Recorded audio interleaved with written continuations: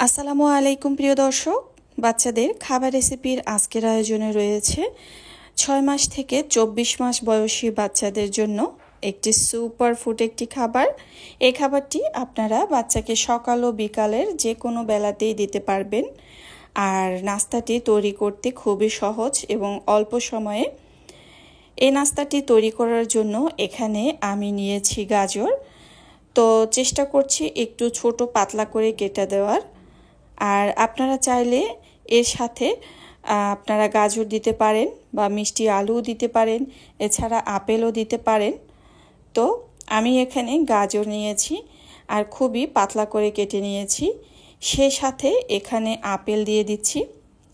6 মাস বয়স থেকে বাচ্চাকে যখন প্রথম সলিড খাবার দিতে যাচ্ছেন তখন কিন্তু আপনি বাচ্চাকে এই গাজর আপেল এভাবে পিউরি করে কিন্তু বাচ্চাকে খাবারটা তৈরি করে দিতে পারেন। এখানে আমি নিয়েছি একটি আপেল। আপেল বাচ্চাদের স্বাস্থ্যের জন্য খুবই উপকারী একটি ফল। পুষ্টিবিদদের কথা অনুযায়ী আপেল হচ্ছে একটা সুপার ফুড একটি খাবার। এই ফলটি ছোট থেকে বড় সবার জন্যই উপকারী। প্রতিদিন বাচ্চার খাদ্য তালিকায় একটু করে আপেল রাখলে খুবই ভালো। তো এখানে কিন্তু আমি একটা আপেল পুরো নিইনি, অর্ধেক পরিমাণে নিয়েছি। রান্নাটা করতে খুবই অল্প সময় লাগে।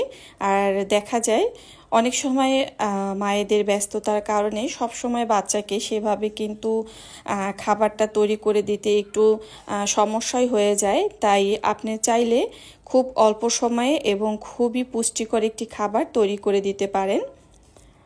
এখানে আমি রান্নাটা পানি দিয়ে করছি, যেহেতু 6 মাস থেকে বাচ্চাকে যদি খাওয়ানো হয় সেক্ষেত্রে এভাবে পানি দিয়েই রান্না করবেন। আর যে সকল বাচ্চাকে গরুর দুধ খাওয়ানো হয় তারা কিন্তু গরুর দুধ দিয়েও এই খাবারটা রান্না করে নিতে পারবেন।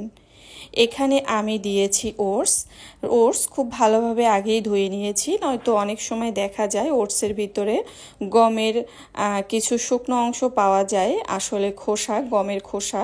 তো সেগুলো ভালোভাবে ধুয়ে তারপরে কিন্তু ওটস ব্যবহার করা উচিত বাচ্চার খাবারে।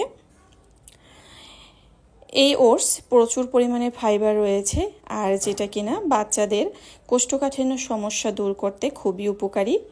এখানে কিন্তু আমি কোনো রকম তাল মিশ্রি বা লবণ ব্যবহার করিনি, কারণ 1 বছরের আগে বাচ্চার খাবারে লবণ ব্যবহার না করাই ভালো।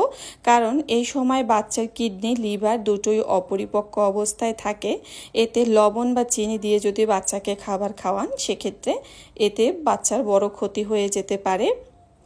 এরপরে আমি কিন্তু রান্নাগুলো করে, যেহেতু আপেল, গাজর, ওটস খুব ভালোভাবে সিদ্ধ হয়ে গিয়েছে, একটা ব্লেন্ডারের সাহায্যে আমি ব্লেন্ড করে নিয়েছি এবং সেখানে আমি দিয়েছি 2টি খেজুর। অবশ্যই খেজুর 2টি দেওয়ার সময় ভিতরে কোনো রকম পোকা আছে কিনা ভালোভাবে চেক করে নিতে হবে। এরপরে কিন্তু আমি খেজুরগুলো দিয়েই এভাবে খুবই সুন্দর একটা সুপার ফুড বাচ্চাদের জন্য তৈরি করেছি। যে সকল বাচ্চারা ফর্মুলা দুধ খায় তারা এইভাবে রান্নার শেষে বাচ্চার খাবারে পরিমাণ মতো ফর্মুলা দুধ মিশিয়ে দিতে পারেন।